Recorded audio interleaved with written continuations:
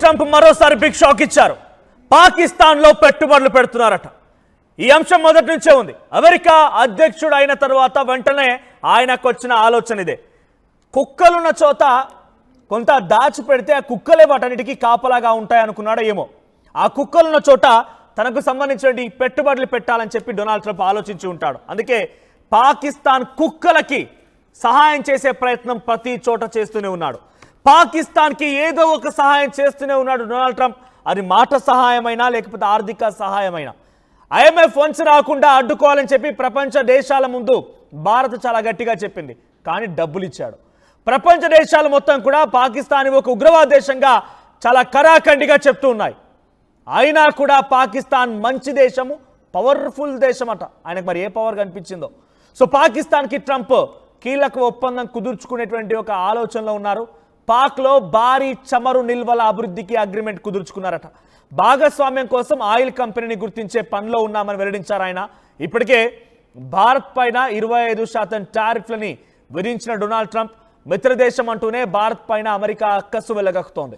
So భారత సుంకాలు ఎక్కువ విధించడంతోనే నిర్ణయం తీసుకున్నామంటున్నారు ట్రంప్. రష్యా నుంచి భారత్ చమురు కొనుగోలు చేయడం పైన అమెరికా ఆగ్రహం వెలగక్కుతోంది. రష్యా యుఎస్ మధ్య వ్యాపారం జరగడం లేదని ట్రూత్లో పోస్ట్ చేశారు ఆయన. సో రష్యాకి యుఎస్కి ఎటువంటి వ్యాపారాలు లేవు. సో అమెరికాకి పెద్ద ఎత్తున నష్టం వాటిల్లుతోంది. సో మరీ ముఖ్యంగా భారత్ చైనాలో చేస్తున్నటువంటి కొన్ని చర్యలు, రష్యాతో చేస్తున్న ఆర్థిక లావాదేవీలు, రష్యాతో చేస్తున్న బిజినెస్ మొత్తం కూడా మమ్మల్ని సమస్యల్లోకి నెట్టివేయబడుతున్నాయని చెప్పి గతంలో హార్వర్డ్ లుట్నిక్ యుఎస్ సంబంధించిన కామర్స్ సెక్రటరీ మాట్లాడుకొచ్చారు. అతను డొనాల్డ్ ట్రంప్ కూడా అనేక వేదికలపైన ఇదే రకంగా మాట్లాడుకొచ్చారు. భారతదేశంలో పెట్టుబడుల్ని అడ్డుకున్నారు, భారతదేశంలో వ్యవస్థల్ని అడ్డుకున్నారు, భారతదేశంపై అనేక రకాలుగా అక్కసుని వెలుగక్కే ప్రయత్నం డొనాల్డ్ ట్రంప్ చేశారు. ఇప్పుడు ఏకంగా డొనాల్డ్ ట్రంప్ మరొక సంచలనం తెరలేపారు. ఆయన ఏమంటున్నారంటే పాకిస్తాన్లో పెట్టుబడులు పెడతారట. పాకిస్తాన్లో చమురు ఆయిల్ రిజర్వ్స్ని ఏర్పాటు చేస్తానని చెప్తున్నారు ఆయన. సో ఆయన మొదటి నుంచి ప్లాన్ ఇదే. ప్రతిసారి యుద్ధం నుంచి మొదలుకుంటే ఈ రోజు వరకు పాకిస్తాన్కి ట్రంప్ సహకరిస్తూనే ఉండడం మనం చూస్తూనే ఉన్నాం. పాకిస్తాన్లో పవర్ఫుల్ పర్సన్స్ ఉన్నారని చెప్పి డొనాల్డ్ ట్రంప్ తన నోటి నుంచి మాట్లాడుకొచ్చారు. హీ లవ్స్ పాకిస్తాన్ అట. డొనాల్డ్ ట్రంప్ లవ్స్ పాకిస్తాన్ అనే పదాన్ని మాట్లాడుకొచ్చారు. ఆ పిచ్చి కుక్కలున్న చోట, ఊర కుక్కలున్న చోట ఇటువంటి నిల్వల్ని ఏర్పాటు చేస్తే ఆ నిల్వలు ఆ కుక్కలే కాపాడుతాయని భావించాడేమో. కానీ ఆ రకమైన ఆలోచనతో డొనాల్డ్ ట్రంప్ ప్రయత్నం చేస్తున్నారు. డొనాల్డ్ ట్రంప్ ఆయన మాట, ఆయన పేరెత్తాలంటేనే కొంత నిజంగానే కంపరం పుడుతోంది. డొనాల్డ్ ట్రంప్ చేసేటువంటి వ్యాఖ్యలు, డొనాల్డ్ ట్రంప్ యొక్క పనితీరు ప్రపంచ దేశాలు మొత్తం చూస్తూనే ఉన్న ఏదో ఒక రోజు అంతకంతకు శాస్తి అనుభవించక తప్పదు. డొనాల్డ్ ట్రంప్ గుర్తుపెట్టుకో, ఇది మాత్రం డెఫినెట్గా తప్పదు. అటువంటి ఒక రోజు తొందరలోనే రాబోతుందనేది మాత్రం మనమంతా ఆశిద్దాం. ఎందుకంటే ఆయన అధ్యక్షుడిగా అయిన తర్వాత వెంటనే ఒక ఆలోచన చేశాడు. ఏమని? పాకిస్తాన్లో పెట్టుబడులు పెట్టాలి, పాకిస్తాన్ ఎలాగైనా కాపాడుకోవాలి, పాకిస్తాన్ మిత్రదేశంగా ఆయన భావిస్తూ ఒకప్పుడు డైరెక్ట్గా ప్లేన్లని హైజాక్ చేయడాలు, ట్విన్ టవర్స్ని కూల్చివేయడం అన్నీ చేసింది పాకిస్తానే. పాకిస్తాన్ జైష్ ఈ మహమ్మద్ ఉగ్రవాద సంస్థ సంబంధించిన ఉగ్రవాదే ఈ దారుణాలకు పాల్పడ్డాడు. కానీ ట్రంప్ అవన్నీ మర్చిపోయాడు. అవన్నీ ఏమీ అక్కర్లేకుండా పక్కన పెట్టేసి డైరెక్ట్గా ఆయన ఇప్పుడు ఏం చేస్తున్నారంటే పాకిస్తాన్లో చమురు నిల్వల్ని పెంచి పోషించి అక్కడ బిజినెస్ చేసి పాకిస్తాన్కి లాభం చేయడంతో పాటుగా ఆయన కూడా లాభపడాలనుకుంటున్నాడు. రష్యాతో ఆయనకు పొసగడం లేదు. భారత్లో ఏమాత్రం కూడా ఎంట్రీ ఇవ్వద్దని మన దగ్గర పెట్టేటువంటి సంస్థలైన పూర్తిగా కుప్పగూల్చే ప్రయత్నం చేయాలనుకుంటున్నాడు. చైనాతో విభేదాలు, రష్యాతో విభేదాలు, ఇవన్నిటి నేపథ్యంలో ఇక్కడ ఏషియన్ కంట్రీస్లో ఉన్నటువంటి ఒకే ఒక ఆశ చిగురించే అంశం ఏదైనా ఉందనంటే అది పాకిస్తాన్ మాత్రమే. సో ఆ పిచ్చి కుక్కల మధ్యలో, ఆ ఉగ్రవాదుల మధ్యలో, ఈ దుర్మార్గుల మధ్యలో చమురు నిల్వలని ఏర్పాటు చేసి భారత్ని కొల్లగొట్టాలి, అక్కడ పాకిస్తాన్కి ఇంకా ఆర్థికంగా నిల్వలు చేయాలి, పాకిస్తాన్కి ఆర్థికంగా నేను సమకూర్చాలనేటువంటి ఒక ఆలోచనతో డొనాల్డ్ ట్రంప్ చేస్తున్నారు. నా కొలీగ్ నందు జాయిన్ అవుతున్నారు నాతో పాటుగా. నందు, ఎలా చూడాలి డొనాల్డ్ ట్రంప్ యొక్క వ్యవహారాన్ని? పాకిస్తాన్తో ఆయన దోస్తిని ఎలా చూడాలి? బహుశా ఆయన ప్రధానిగా ఇక్కడ అమెరికా అధ్యక్షుడిగా అయినప్పుడు నిర్ణయం తీసుకున్నారు కావచ్చు, పాకిస్తాన్లో ఒక భారీ పెట్టుబడికి నిర్ణయం తీసుకున్నారు. కుక్కలన్నీ కాపలాగా ఉంటే అక్కడ పెడితే ఆ కుక్కలే కాపలాగా వస్తాయి అనుకున్నాడేమో. కానీ పాకిస్తాన్తో తన స్నేహభావాన్ని కొనసాగిస్తున్నారు. సో పాకిస్తాన్లో చమురు నిల్వలకు సంబంధించినటువంటి అంశాన్ని తెర మీద తీసుకొచ్చారు. అప్డేట్స్ ఏంటి, ఎలా చూడాలి? అంటే ఒక్కటి మనోజ్, ఓవరాల్ గా చూస్తే ఈ మధ్య ట్రంప్ మెంటాలిటీ గురించి ఒక బాగా పాపులర్ అయింది, మ్యాడ్ మ్యాన్ థియరీ అని చెప్పేసి. అంటే వాళ్ళు ఎప్పుడు ఎవరితో ఫ్రెండ్షిప్ చేస్తారో, ఎప్పుడు ఎవరితో గొడవలు పెట్టుకుంటారో, అంటే ఫ్రెండ్స్ అనే వాళ్ళతో సడన్ గా గొడవలు పెట్టుకుంటారు, శత్రువులు అనే వాళ్ళతో సడన్ గా వాళ్ళు ఫ్రెండ్షిప్ చేస్తూ ఉంటారు. సో అది మెంటాలిటీ ఇప్పుడు ట్రంప్ ది ప్రాపర్ గా ప్రూవ్ అవుతుందనే చెప్పాలి. నిజం చెప్పాలంటే నా బెస్ట్ ఫ్రెండ్ భారతదేశం అని చెప్పారు, మోడీ హౌడీ అంటూ గతంలో ట్రంప్ ని గెలిపించడానికి మోడీ ఎంత కష్టపడి అంత చేస్తే ఇప్పుడు భారతదేశం మీద ఎలా వ్యవహరిస్తారు? 25% టారిఫ్స్ చేయడం, మళ్ళీ ఎక్స్ట్రా మళ్ళీ దాని మీద ఉంటుందని కూడా చెప్తున్నారు. అది చాలా దేశాల మీద ఉంది. ఇప్పుడు నార్త్ కొరియా విషయంలో కూడా అదే జరిగింది. ఇప్పుడు నార్త్ కొరియా వాళ్ళు డిస్కస్ చేస్తున్నారు. అంటే ట్రంప్ ఏంటంటే, మేము బలమైన దేశం కాబట్టి మేము ఏమైనా చేసినా చెల్లుతుంది, ఇప్పుడు మేము ఒకవేళ ఆంక్షలు విధించినా టారిఫ్స్ పెంచినా అప్పుడు ఏం చేస్తారు? వాళ్ళు మా దగ్గరికి వచ్చి మమ్మల్ని బతిలాడుకుంటారు, అయ్యా మా మీద టారిఫ్స్ తగ్గించండి ప్లీజ్, అప్పుడు అని బతిలాడుకుంటే వాళ్ళతో మేము డీల్ కుదుర్చుకుంటాం. మొదటి నుంచి చెప్తుంటాడు కదా, నేను పెద్ద బిజినెస్ మ్యాన్ ని, నేను ప్రతి చోట ఈ వ్యాపారం అనేదాన్ని ఒక ఆయుధంగా వాడుకుంటున్నాను, యుద్ధాలు ఆపేస్తున్నాను, అది వాడుకొని ఇండియా పాకిస్తాన్ యుద్ధం అలా ఆపేశానని చెప్తున్నాడు, అలాగే ఇరాన్ ఇజ్రాయెల్ యుద్ధం అలా ఆపేశానని చెప్తూ ఇలా అన్ని చెప్పుకుంటూ పోతున్నారు. అది ఎంత హంబకు మన అందరికీ తెలిసిందే, అదంతా కూడా ఫేక్ అనేది అందరికీ అర్థమవుతుంది. సో మోర్ ఓవర్ ఏంటంటే ట్రంప్ బిహేవియర్ వల్ల ప్రపంచ దేశాలు ఇప్పుడు చాలా వరకు అగేన్స్ట్ అవుతున్నాయి. ఇప్పుడు ఇవాళ రేపు చిన్న చిన్న దేశాలు కూడా, ఇప్పుడు మనం చూసాం బ్రిక్స్ సదస్సు సందర్భంగా బ్రెజిల్ ఎలా మాట్లాడింది, మీరేం పెద్ద రాజులు కాదు, మాకు అవసరమైతే సపరేట్ గా ఒక డాలర్ కి అగేన్స్ట్ గా ఒక సపరేట్ కరెన్సీని డెవలప్ చేసుకుందాం అనే ప్రపోజల్ కూడా వచ్చింది. అందుకే ఇప్పుడు ట్రంప్ ఆ విషయంలో భయపడుతున్నారు బ్రిక్స్ విషయంలో. ఇప్పుడు చైనాతో కూడా భారత్ కొంచెం దగ్గరయ్యే ప్రయత్నాలు చేస్తుంది. అంటే భారత్ ఏం చేస్తుంది? ట్రంప్ విషయం అర్థమైంది, అమెరికా హిస్టరీ అందరికీ తెలిసింది, ఎన్ని దేశాలను నాశనం చేసి ఎంత చేసింది అనేది. మోర్ ఆఫ్ భారత్ మీద ఈ మధ్య బాగా విషయం కక్కుతున్నటువంటి పరిస్థితి కూడా చూస్తున్నాం. ఉద్యోగాలు ఇవ్వద్దని భారతీయులకి, లేదంటే ఇండియాలో పెడతానంటే యాపిల్ కంపెనీ వాళ్ళకి వద్దని చెప్పేసి, ఇట్లా అన్ని భారత్ కి బాగా అగెయిన్స్ట్ గా వెళ్తున్న తరుణంలో ట్రంప్, మన ఇండియా కూడా చాలా వరకు ఈ విషయాల్లో జాగ్రత్తలు పడుతుంది. కానీ ట్రంప్ విచ్చలవిడిగా వ్యవహరిస్తున్నాడు. అంటే మొన్న అనవసరంగా ఏదో జెట్స్ కూలిపోయానని మాట్లాడడం యుద్ధం విషయంలో, లేదంటే నేనే ఆపానని చెప్పి మనకంటే ముందెళ్ళి మాట్లాడటము, ఇవన్నీ కూడా మనం చూస్తూనే ఉన్నాం. సో ఓవరాల్ గా ట్రంప్ బిహేవియర్ అనేది చాలా ఈజ్ బికమ్ క్రేజీ. నిజం చెప్పాలంటే చాలా క్రేజీగా వెళ్ళిపోతున్నాడు ట్రంప్. సరే, ఇక ఆయిల్ రిజర్వ్స్ గురించి ఒకసారి మాట్లాడుకుంటే మనోజ్, ఖచ్చితంగా పాకిస్తాన్ ని తనకి ఎట్లా అంటే ఒక పెట్లాగా యూజ్ చేసుకునే ప్రయత్నం చేస్తున్నాడు అనేది మీరు చెప్పినట్లుగా పెట్లాగా యూజ్ చేసుకుంటున్నాడు అంతే. అంటే ఏదైనా ఒక దేశానికి ఎక్కడైనా మన మీద ఎదురు తిరిగినా లేదంటే ఇంకేదైనా ఉన్నా సరే, ఇక్కడ పాకిస్తాన్ దగ్గర ఉంది టెర్రరిస్టులే, వాళ్ళనో లేదంటే పాకిస్తాన్ ఆర్మీని అట్లా వాళ్ళని ఉపయోగించుకుని డైరెక్ట్ గా తెక్కకుండా ఏదో కొంత వాళ్ళని బెదిరించడానికి ఇలాంటి వాటికి ఉపయోగించుకుంటారు. పెట్స్ దేనికి ఉపయోగించుకుంటారు? డాగ్స్ ఉంటాయి, వాటిని దేనికి ఉపయోగించుకుంటారు? మీరు చెప్పిన వర్డ్ ఉంది చూసారు, అది కరెక్టే. ఖచ్చితంగా పాకిస్తాన్ అలా ఉపయోగించుకుంటున్నాడు ట్రంప్ అంతే.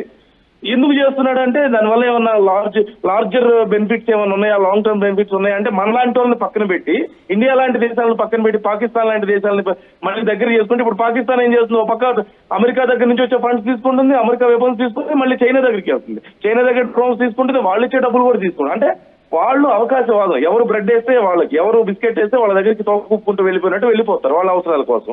అది మరి తెలిసి కూడా ఎందుకు అలా చేస్తున్నారంటే ఇంతే, mad man's theory, mad man's mentality ఒక మాటలో చెప్పాలంటే.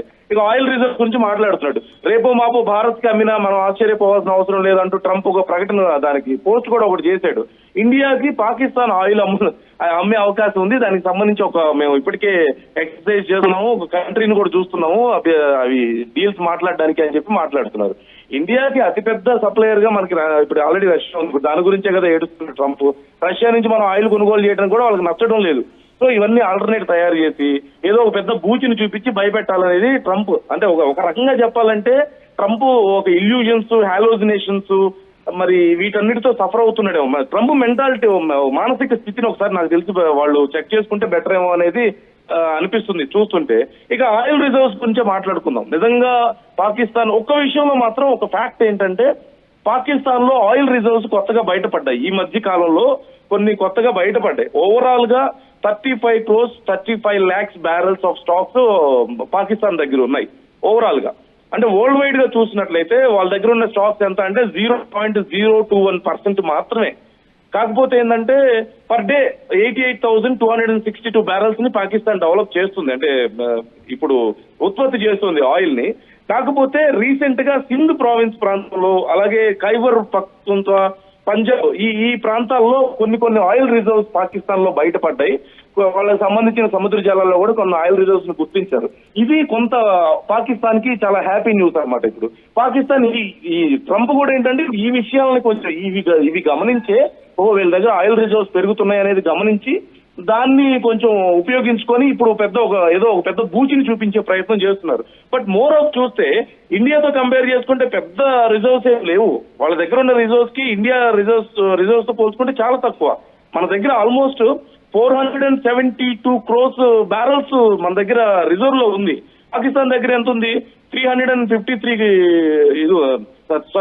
crores. మన దగ్గర 400 crores ఆఫ్ బ్యారల్స్ ఉంటే వాళ్ళ దగ్గర ఉంది 35 crores బ్యారల్సే ఉన్నాయి. సో పెద్ద ఇదేం లేదు, వాళ్ళ దగ్గర రిజర్వ్స్ ఏం లేవు. కాకపోతే ఏంటంటే కొత్తగా బయటపడ్డటువంటి ఆయిల్, ఈ గ్యాస్ అండ్ ఆయిల్ ఇవి ఉన్నాయి, నేచురల్ గా వాళ్ళు ఉత్పత్తి చేయడానికి ఉపయోగించేటువంటి స్టాక్స్ బయటపడ్డాయి. సో అది ట్రంప్ యొక్క నిర్ణయం మనం మాట్లాడుకుంటే ట్రంప్ ఎందుకు పాకిస్తాన్ చూస్ చేసుకున్నారు? బికాజ్ ఆయన కూడా ఒకప్పుడు విక్టిమే, అంటే ఆయన స్వయంగా విక్టిమ్ కాకపోయినా అమెరికా పైన కూడా గతంలో కాల్పులు జరిపింది. పాకిస్తాన్ ట్విన్ టవర్స్ ని కూల్ చేసే ప్రయత్నం చేసింది.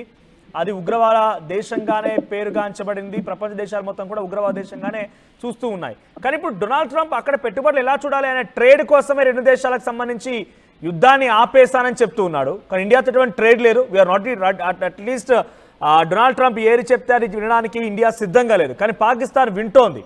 సో పాకిస్తాన్కి లిఫ్ట్ ఇవ్వడం వెనుక భారత్ రష్యాలకి చెక్ పెట్టినట్టేనా? అంటే ఒక్క విషయం మనం ఈ విషయాన్ని ప్రాపర్ గా అర్థం చేసుకోవాలంటే అమెరికా వైఖరి మనకు తెలియాలి. మనోజ్, అమెరికా వైఖరిని మనం మొదటి నుంచి అబ్జర్వ్ చేస్తే అమెరికా అనే వాళ్ళ రాజకీయ నాయకులు మరి అలా ఉంటారో, మరి వాళ్ళ కంట్రీ వ్యవహార శైలికి అది తెలుగులో చెప్పాలంటే ఉచ్చ నీచాలు అని మనం ఒక వర్డ్ వాడతాం. అంటే ఎక్కడో ఒక చోట మనకంటే ఒక సెల్ఫ్ రెస్పెక్ట్, లేదంటేనేమో ఎక్కడో ఒక చోట కొన్ని నియమాలు, నీతి, నిజాయితీ ఇలాంటివి ఉంటాయి కదా, అలాంటివి ఏమి ఉండవు. కేవలం వాళ్ళకి అవసరం మాత్రమే ఉంటది. వాళ్ళకి పర్మనెంట్ శత్రువులు ఉండరు, లేదంటే అసలు శత్రువులు అనే వాళ్ళే ఉండరేమో. నిన్న మొన్నటి దాకా గొడవలు పడ్డవుతాయినా సరే మళ్ళీ వెళ్ళి వాళ్ళతో డీల్ చేసుకుంటారు వాళ్ళకి అవసరం అయితే. వాళ్ళు ఎంత పెద్ద లాస్ జరిగినా సరే. ఒకప్పుడు బిన్ లాడెన్ ఆ టైంలో ఏంటంటే అమెరికా మీద కానీ ఇలాంటి దేశాల మీద డిపెండ్ అయ్యే పరిస్థితి లేదు. బిన్ లాడెన్ మార్గాలు వేరేగా ఉన్నాయి, ఇన్కమ్ ఉండేది, అప్పుడు రన్ చేసుకున్నాడు. అమెరికా అనే ఎక్కువ పెద్ద టార్గెట్ వాళ్ళకి. ఇప్పుడు ఏమైందంటే పాకిస్తాన్ లో ఇప్పుడు అక్కడ ఉన్నటువంటి ఉగ్రవాద సంస్థలు నడిపే వాళ్ళకైనా సరే, ముఖ్యంగా పాకిస్తానే రన్ చేస్తుంది కాబట్టి ఉగ్రవాద సంస్థలను ఒక రకంగా వాళ్ళ దగ్గర డబ్బులు లేవు. రన్ చేయాలన్నా ఎవరన్నా భయపెట్టాలన్నా డబ్బులు లేవు వాళ్ళ దగ్గర. చచ్చినట్లు అటు చైనా మీద డిపెండ్ అవ్వాలి, ఇటు అమెరికా మీద డిపెండ్ అవ్వాలి. సో అమెరికా దీన్ని అవకాశంగా చేసుకుని వాళ్ళని దగ్గరికి తీసుకుని, అదే బాగా ఆకలితో ఉన్న పెట్టకి ఒక చిన్న పికెట్ వేస్తే చాలు, అది పెద్దగా అది కొంచెం విశ్వాసం చూపించింది అంటారు కదా. పాకిస్తాన్ విశ్వాసం చూపించినట్టు అట్లీస్ట్ నటిస్తుంది. ఎందుకు? వాళ్ళ అవసరాలు తీర్చుకోవడానికి. సో అదే జరుగుతుంది ఇక్కడ. పాకిస్తాన్ అనే ఒక పూచిని పెంచే ప్రయత్నం చేస్తున్నాడు ట్రంప్. అంటే ఇండియా డెవలప్ అవుతుంది, ఇండియా స్ట్రాంగ్ అవుతుంది, ఇండియా మీద ఆంక్షలు విధించాలి, ఇండియాని బయట వెళ్ళి రష్యాతో డీల్ పెంచుకుంటుంది. మరో పక్క ఇప్పుడు చైనాతో కూడా మనకి ఫ్రెండ్షిప్ డెవలప్ అయ్యే పరిస్థితులు వస్తున్నాయి. మనం చైనాతో ఉన్నటువంటి ఉద్రిక్తతలు తగ్గించుకునే ప్రయత్నం ఇప్పుడు మోదీ చేస్తున్నారు. సో అది ఇంకా పెద్ద భయం అయిపోయింది. ఓ పక్క రష్యా నెక్స్ట్ బ్రిక్స్ సదస్సులు ఇండియాలో జరిగే నెక్స్ట్ టర్మ్ లో ఇండియాలో జరగడానికి ప్లాన్ చేస్తున్నారు. అప్పుడు చైనా అధ్యక్షుడిని ఇండియాకి పిలవాలనేది ఇండియా ప్లాన్ ఉంది.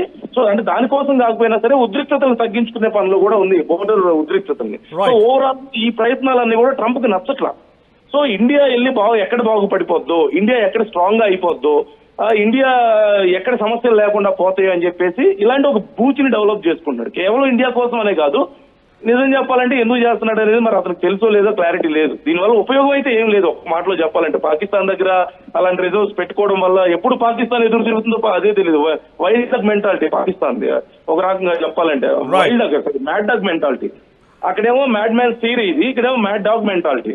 సో ఎప్పుడు ఎవరికి ఎదురు తిరుగుతారో తెలియని పరిస్థితుల్లో ట్రంప్ ఏం చేస్తున్నాడనే తెలియదు. మోరోపు మనం చూస్తున్నాం, ఈ మధ్య మనం సర్వేలు చూస్తున్నాం, చాలా ఫాస్ట్ గా ట్రంప్ రేటింగ్స్ అన్ని పడిపోతుంది. ట్రంప్ మీద చాలా వ్యతిరేకత కేవలం అమెరికాలోనే కాదు, ప్రపంచ దేశాల్లో కూడా. సో వీటన్నిటి మధ్యలో ట్రంప్ కి అయితే ఒక రకంగా మరి మానసిక స్థితిని అయితే వాళ్ళు చేసుకోవాల్సిన అవసరం అయితే ఉంది ఖచ్చితంగా ఈ విషయంలో. థ్యాంక్ యూ నందు. ఏదేమైనా డొనాల్డ్ ట్రంప్ పాకిస్తాన్ కి దగ్గరవుతూ భారత్ పైన కుట్రలు పన్నుతున్నారు. పాకిస్తాన్ లో ఆయిల్ రిజర్వ్స్ ని ఏర్పాటు చేసిన సిద్ధమయ్యారు. ఆయన ఒప్పందం కుదుర్చుకున్నారు. ఇప్పుడు ఈ విషయం పైన కీలక ప్రకటన కూడా చేశారు.